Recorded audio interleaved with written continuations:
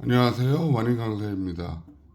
오늘은 조경기능사 실기시험 준비 꿀팁에 대해 소개해 드리겠습니다. 제가 올린 영상이 이해가 안 되신 분들은 언제든지 연락 주십시오. 필요하면 일일 출장 강의도 해 드리겠습니다. 조경기능사 시험이 벌써 필기 시험이 끝났고 오늘이 1월 22일이기 때문에 합격자 발표를 기다리고 계시겠죠. CBT 시험으로 진행됐기 때문에 본인의 합격 불합격 여부를 알 수가 있습니다. 자, 3월에 실기 시험이 치러지겠습니다. 지금부터 준비하시면 충분히 합격하실 수 있습니다. 자, 2회 기능사 시험은 3월 12일부터 15일까지 접수 기간이네요. 자, 3회는 5월 말에 접수 기간입니다. 4회는 8월 달에 접수해서 최종 발표가 12월 4일 날 최종 발표가 되겠습니다. 조금만 하면 충분히 합격할 수 있는 쉬운 자격증이기 때문에 너무 어렵게 생각하지 마시고 차분히 준비하시면 충분히 합격할 수 있습니다. 먼저 적을 알아야 되기 때문에 출제 기준에 대해서 살펴보겠습니다. 산업인력관리공단에 탑재된 내용이고요. 자, 적용 기간이 24년 12월 31일까지네요. 금년 말까지의 출제 기준입니다. 내년이 되면 출제 기준이 달라지겠죠. 자, 수행 준거 해야 할 일을 살펴보면 여기서 중요한 단어들이 나옵니다. 기능적, 심미적, 생태적, 기능적, 심미적으로 식재할 수 있다. 생태적, 기능적, 심미적으로 식재할 수 있다. 자, 요 생태적, 기능적, 심미적이라는 단어를 명심해야 됩니다. 지피지기면 백전불태라고 했습니다. 생태적, 기능적, 심미적. 이 단어의 의미는 채점을 주관적으로 한다는 겁니다. 대학교 교수님들이 채점을 하는데 나무의 생태적으로 또 기능적으로 공원의 기능적으로 또 아름답게 배치를 했는지 이런 것을 보는 것입니다. 주관적인 채점입니다. 여러분이 노력여에 따라서 생태적, 기능적, 심미적으로 도면을 그릴 수 있습니다. 또 수목을 식재할 수 있고 관리할 수가 있습니다.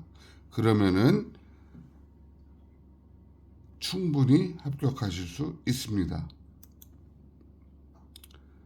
실기시험 진행은 총 이틀에 걸쳐 진행이 됩니다. 1일차에는 조경 설계 파트와 수목 감별 파트가 이루어지고 다음 날에는 작업형 시험이 진행이 됩니다. 조경 설계는 2시간 30분 이내에 평면도와 단면도를 작성해서 제출하면 됩니다. 배점이 50점인데 완성해서 제출을 하면 최소 30점을 획득할 수가 있습니다. 수목감별은 총 120개의 수종 중에 20문항이 출제가 됩니다. 이 중에는 쉬운 나무, 감나무, 탱자나무, 개나리, 무궁화 이런 나무도 있고요. 어려운 나무, 먼나무, 갈참나무, 떡갈나무, 상수리나무 비슷한 수종의 사진을 보여주고 내는 어려운 문제도 출제됩니다. 따라서 기본 50점을 맞는다 치면 5점, 그럼 30점, 35점. 또 작업형은 여러 명이 같이 하기 때문에 이거는 감점 요소가 별로 없습니다. 30점을 맞는다 치면 65점으로 충분히 합격할 수 있습니다. 조금만 노력하시면 됩니다. 여기에서 관건은 제일 어려운 관건은 조경 설계 파트인데 평면도와 단면도를 너무 세밀하게 그리면 제한 시간 내에 완성해서 제출할 수가 없습니다. 저와 같이 공부하면서 이 평면도와 단면도를 제한 시간 내에 작성하는 방법만 터득하시면은 조경기능사 실기 자격증을 취득할 수 있다 보시면 되겠습니다. 좀 더 세부적으로 들어가 보겠습니다. 자, 슬기로운 학습 방법입니다. 조경 설계 파트가 가장 중요하다고 했습니다. 제한 시간 내에 완성해서 제출하는 것이 목적입니다. 그러기 위해서는 반복 숙달 훈련을 통해서 시간 단축을 할 수 있는 나만의 루틴을 만들어야 합니다. 문제지가 주어지면 문제를 10분 이내에 분석을 하고 평면도를 1시간 40분 이내에 작성을 하고 평면도를 바탕으로 단면도를 30분 이내에 그릴 수 있습니다. 이후 부족한 부분에 대해서 보완해서 제출을 하면 충분히 50점 중에 30점 이상을 획득하실 수 있습니다. 문제 분석 시 요구사항을 현황도에 계략적으로 표현을 하고 도면을 그릴 때 스케치를 한 다음에 그 내용을 자를 이용해서 굵은 선을 이용해서 그리면 시간 단축이 많이 됩니다. 차후에 좀 더 세부적으로 설명드리겠습니다. 수목감별은 유사 수종별로 정리를 하라고 했습니다.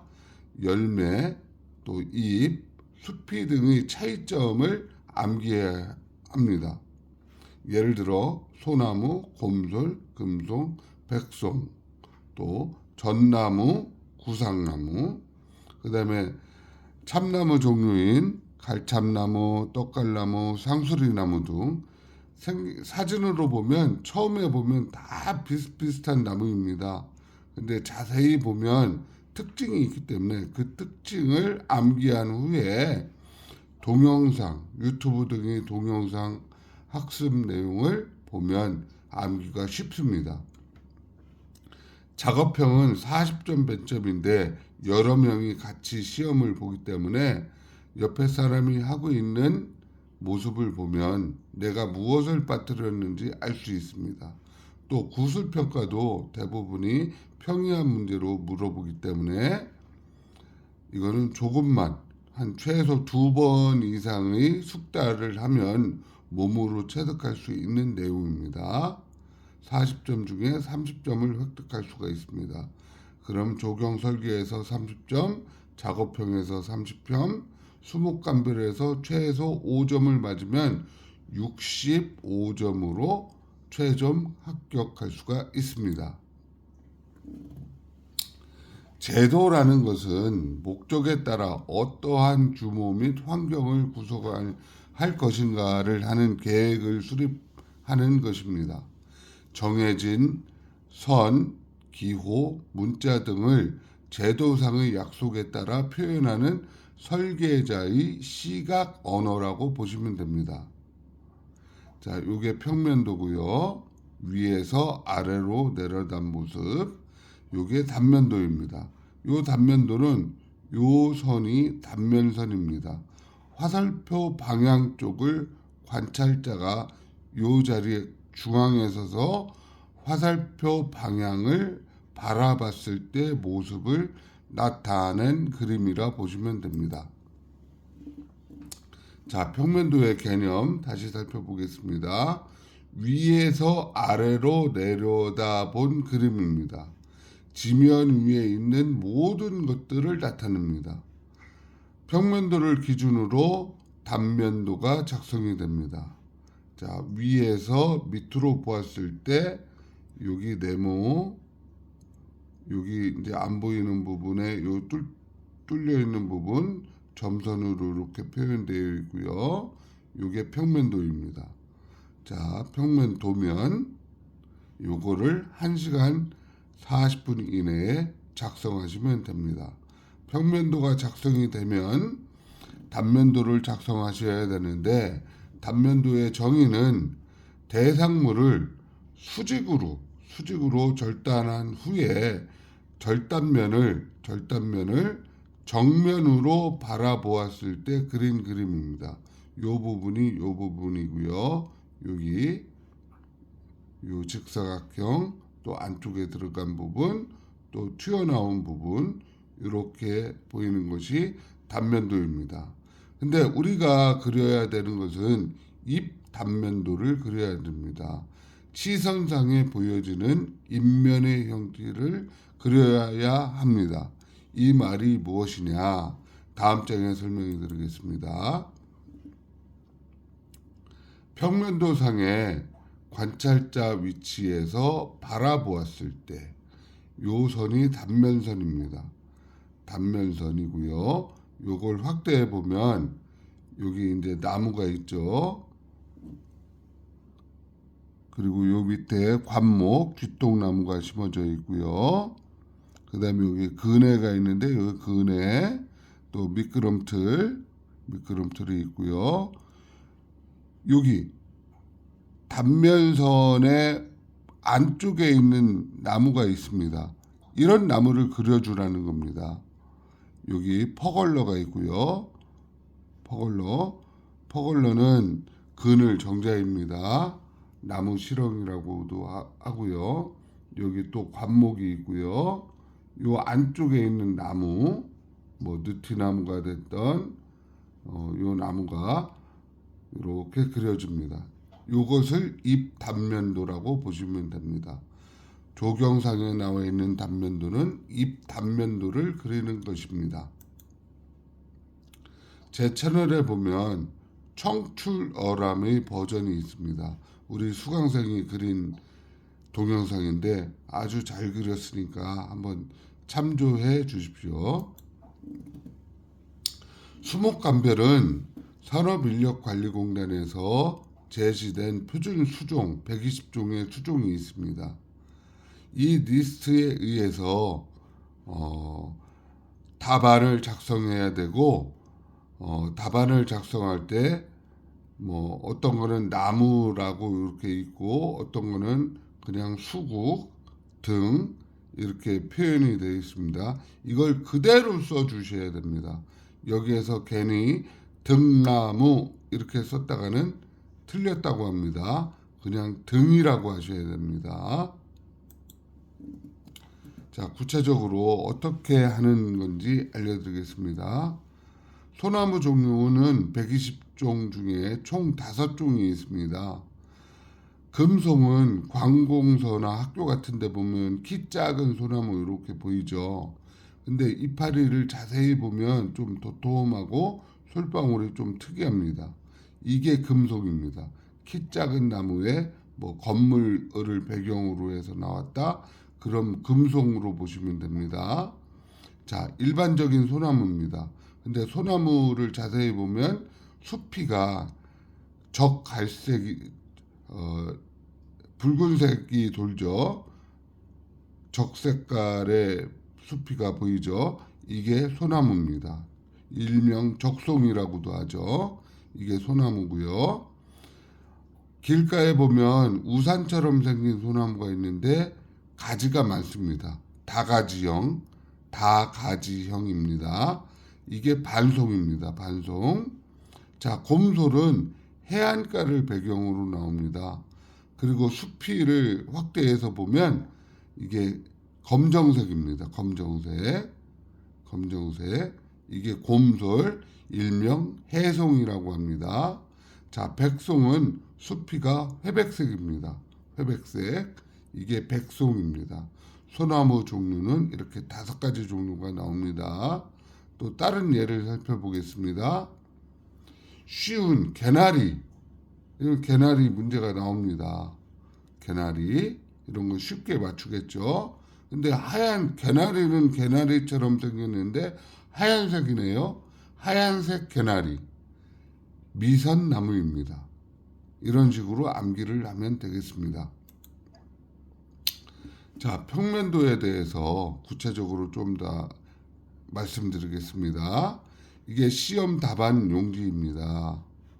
인적사항 및 주의사항이 기재된 부분이 약 4에서 5cm 정도의 이 간격이 주어집니다.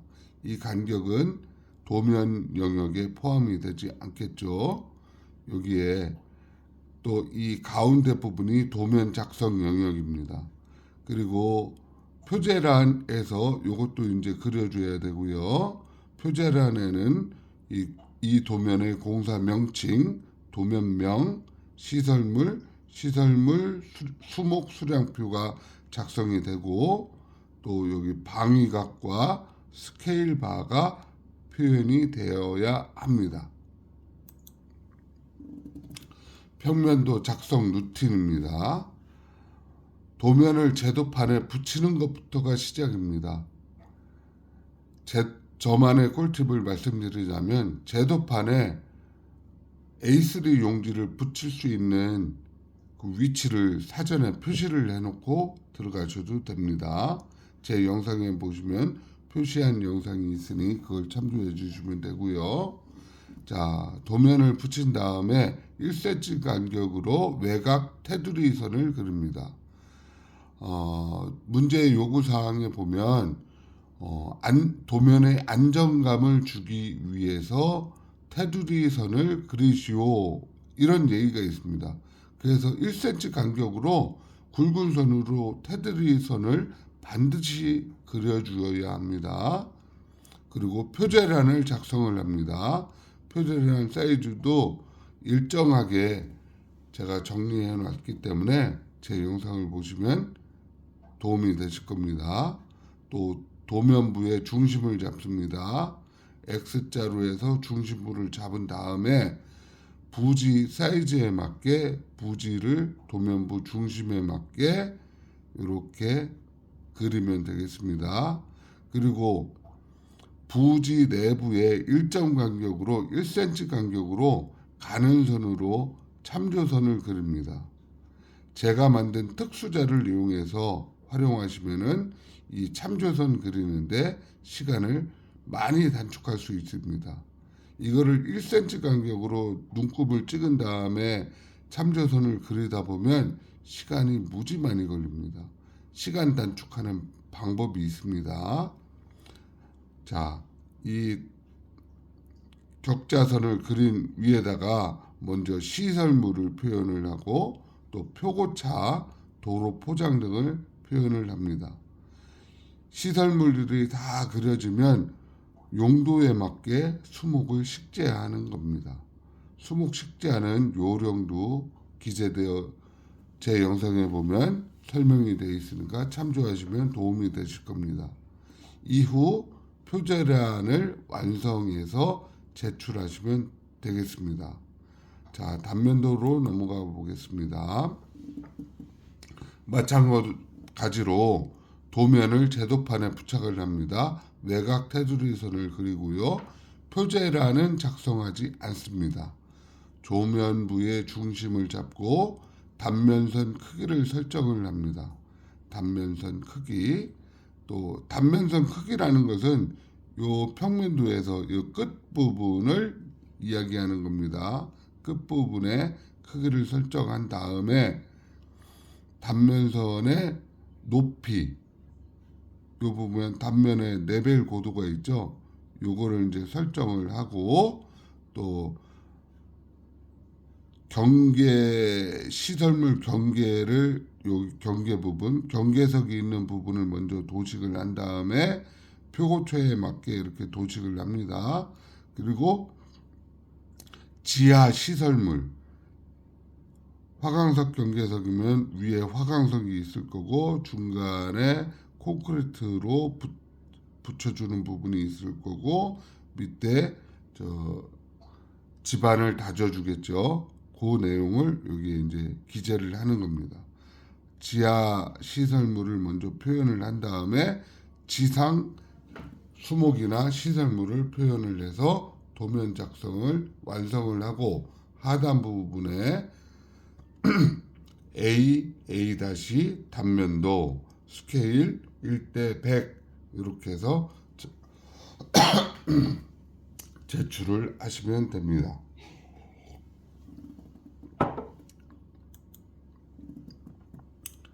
자, 제가 참고한 자료입니다. 이상으로 설명을 마치겠고요. 제 연락처가 여기 기재되어 있습니다. 언제든지 연락을 주시고요.